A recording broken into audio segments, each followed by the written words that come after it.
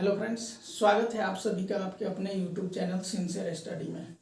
हम लोग स्टार्ट किए थे रेशियो एंड प्रोपोर्शन का चैप्टर, जिसमें हम लोग 4 टाइप कवर कर चुके हैं। टोटल 8 टाइप से क्वेश्चन पूछा जाता है। आज हम लोग टाइप 5 को पढ़ने वाले हैं। और टाइप 5 में क्या पूछता है, जैसे मध्यानुपाती, तृतीयानुपाती, प्रथमानुपाती, ये सब पूछता है। समानुपाती से क्वेश्चन, उसको हम लोग कवर करेंगे। इसका बेसिक कॉन्सेप्ट आपको बता दे रहे हैं। जैसे इसमें क्या दिया हुआ रहता है, जैसे ए अनुपात बी समानुपात सी अनुपात डी, इसको हम लोग अनुपात पढ़ते हैं 2 डॉट, और ये 4 डॉट है, इसको हम लोग समानुपात पढ़ते हैं। बेसिकली इसका मतलब क्या होता है वो हम आपको बता रहे हैं। इसका मतलब ये होता है कि ए बट्टा बी और बराबर सी बट्टा डी, यानी ये दोनों अनुपात इस दोनों अनुपात के बराबर होगा। ठीक है, इसी से हमसे क्वेश्चन पूछता है। कभी क्या करेगा, इसमें 3 देगा। ठीक है, कोई 3, ये अगर 3 दे दिया तो पूछ देगा चतुर्थानुपाती क्या होगा। ये 3 अगर दे दिया तो पूछ देगा प्रथमानुपाती क्या होगा। इसमें से कोई भी 3 दे करके और पूछ देगा। इसको प्रथमानुपाती, द्वितीयानुपाती, तृतीयानुपाती और चतुर्थानुपाती हम लोग बोलते हैं। क्वेश्चन के थ्रू हम लोग समझते हैं कैसे क्वेश्चन को डील करना होता है। ठीक है, पहला क्वेश्चन क्या दिया हो हम लोग देखते हैं। पहला क्वेश्चन दिया हुआ है 5:9, 5:9 और समानुपात, फिर दिया हुआ है x:27, और इसमें हम लोग से पूछ दिया है कि x का मान क्या होगा। ठीक है, x इक्वल टू व्हाट। इस टाइप के क्वेश्चन को देखिए हम लोग क्या करेंगे, जो दोनों समानुपात के पास में जो है ना दोनों, उसको हम लोग आपस में गुना करते हैं, और जो दूर वाला है ना इसको इससे गुना करते हैं। ठीक है, तो हम लोग इसको ऐसे लिखेंगे, 9 में 1 से गुना करेंगे 9x, और बराबर में कितना हो जाएगा 27, और गुने 5। इन दोनों को हम लोग एक साथ गुना करेंगे, बाहर वाले को, और जो दोनों पास पास में उसको एक साथ गुना करते हैं। ठीक है, अब इसको काट देंगे। 9 से 27 कितना बार में, 3 बार में कटेगा, तो x इक्वल टू कितना हो जाएगा 15। इस क्वेश्चन का आंसर कितना हो जाएगा 15। इसमें अब सिर्फ इस टाइप का जब भी क्वेश्चन पूछे तो ध्यान में ये रखना है कि जो समानुपात के आसपास में जो होते हैं उसका गुना एक साथ होता है, और जो बाहर होते हैं उनका गुना एक साथ होता है। ठीक है, चलिए अब हम चलते हैं दूसरे क्वेश्चन पे।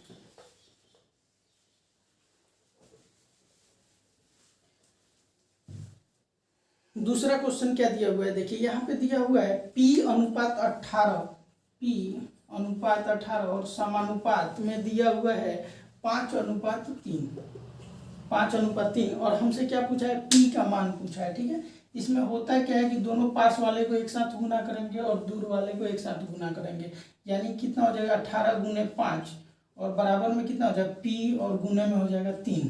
P का ही हमको वैल्यू निकालना है, तो ये 3 से 6 बार में 18 कट जाएगा, यानी 6 × 5 = 30 हो जाएगा। P का वैल्यू कितना हो जाएगा 30। ठीक है, तो इसका राइट आंसर कौन सा हो जाएगा 30, यानी ऑप्शन नंबर बी इसका राइट आंसर हो जाएगा। ठीक है, आशा करता हूँ कि इस टाइप में आप समझ गए होंगे। इसमें समझने वाला कुछ था भी नहीं। चलिए आगे क्वेश्चन करते हैं। ठीक है, अब देखिए हम लोग से आ गया अनुपात से क्वेश्चन पूछने लगा। ठीक है, अब चलिए तीसरा नंबर क्वेश्चन देखते हैं। इसमें क्या दिया हुआ है, किसी अनुपात के पहले 3 पद क्रमशः 3, 5 और 21 हैं। ठीक है, इसको अब हम मिटा रहे हैं। प्रथम 3 पद 3, 5 और 21 है, इसके चौथे पद को ज्ञात कीजिए। प्रथम 3 पद 3, 5, 21 है, यानी इसका देखिए प्रथम 3 पद, यानी ये दिया हुआ है 3, ये 5 और ये 21 दिया हुआ है, तो इसको हम लोग ऐसे लिख लेंगे 3, 5 और 21, और चौथा हमसे पूछ दिया है। ठीक है, चौथा को आप x मान लीजिए, d मान लीजिए, कुछ भी लिख दीजिए। ठीक है, यहाँ पे x नहीं लिखते हैं क्योंकि d तो हमको पता थोड़ी रहेगा, तो यहाँ पे x लिख देंगे। अब क्या करना है, चौथे पद को ज्ञात करना है, तो इसको आपस में गुना करना है, इसको इससे गुना करना है, तो हम लोग क्या करेंगे 3x, और इक्वल टू कितना हो जाएगा 21 गुने 5, 3 से काट देंगे 7 बार में कटेगा, यानी x का वैल्यू कितना हो जाएगा 35, यानी चौथा पद हमारा कितना हो जाएगा 35 हो जाएगा, जो कि ऑप्शन नंबर बी हमारा राइट आंसर हो जाएगा। ठीक है, यही मतलब कहने का मतलब ये है कि 4 में से कोई 3 देगा और 1 पूछ लेगा। ठीक है, अब दूसरे क्वेश्चन को हम लोग देख रहे हैं। जैसे इसमें क्या दिया हुआ है उसको देखते हैं। इसमें दिया हुआ है, देखिए 4 पद परस्पर एक अनुपात में है। प्रथम, द्वितीय तथा चतुर्थ पद दिया हुआ है, तीसरे पद को ज्ञात करना है। ठीक है, अब देखिए प्रथम हमको कितना दिया हुआ है, प्रथम द्वितीय और चतुर्थ 4, 22, 33, प्रथम द्वितीय और हमको दिया है चतुर्थ यानी 33, और हमसे तृतीय पूछ रहा है तो हम इसको ऐसे लिख लेंगे 4:22, समानुपात। तृतीय हमको नहीं पता है तो यहाँ x लिख देंगे, और चतुर्थ हमको पता है 33 लिख देंगे। तृतीय पद निकालना है, इसको हम लोग इससे गुना करेंगे तो कितना हो जाएगा 22 गुने x, और बराबर में कितना हो जाएगा, इसको इससे गुना करेंगे 33 और गुने 4, 11 से कटेगा 2 बार में, 11 से 3 बार में कटेगा, ये 2 से ये 2 बार में 4 जाएगा, यानी x का वैल्यू कितना आ जाएगा 6 हो जाएगा।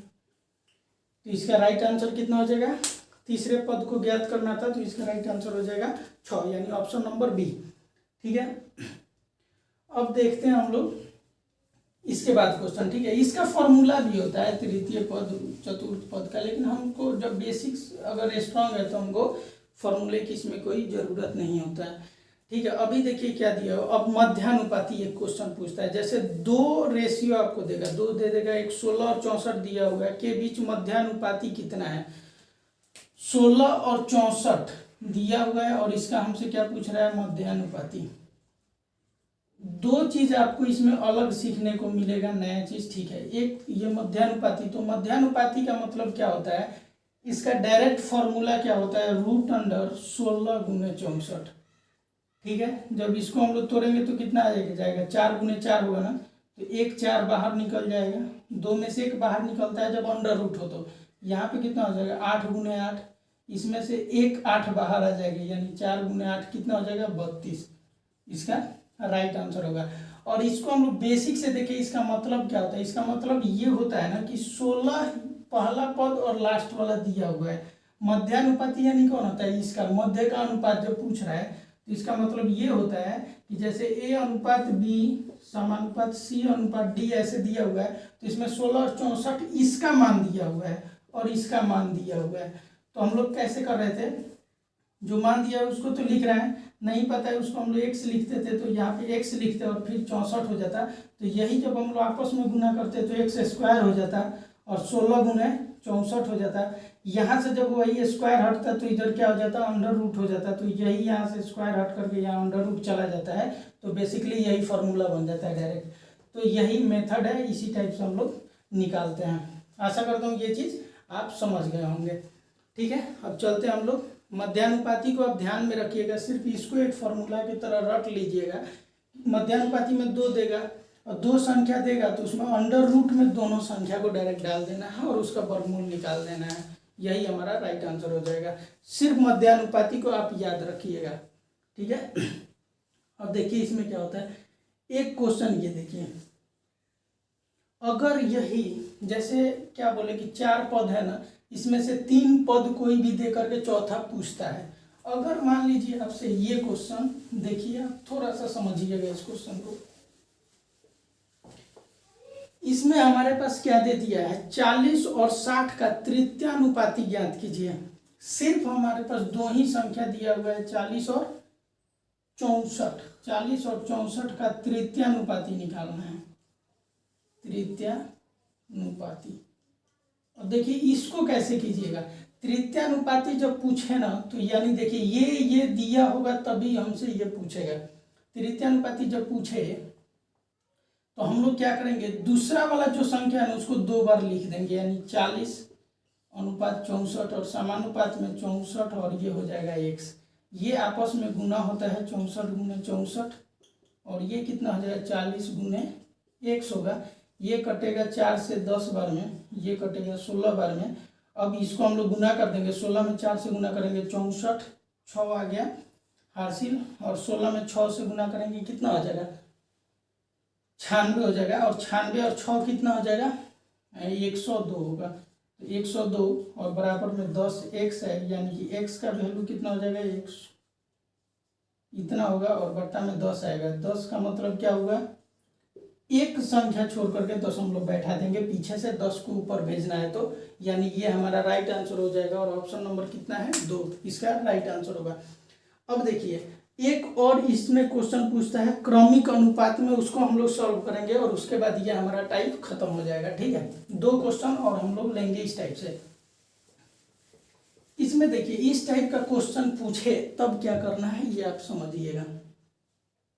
जैसे क्वेश्चन पूछ दिया कि 12 x और 48 एक क्रमागत अनुपात में है, तो x का मान ज्ञात कीजिए।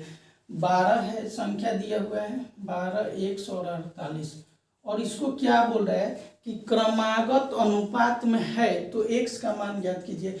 जब भी क्रमागत अनुपात बोले या फिर क्रमिक अनुपात में है बोले तो हमारे पास संख्या कितना है 3 और 4 गुण में सजाना है। तो जब भी सजाना हो तो बीच वाले को आप 2 बार लिख दीजिएगा।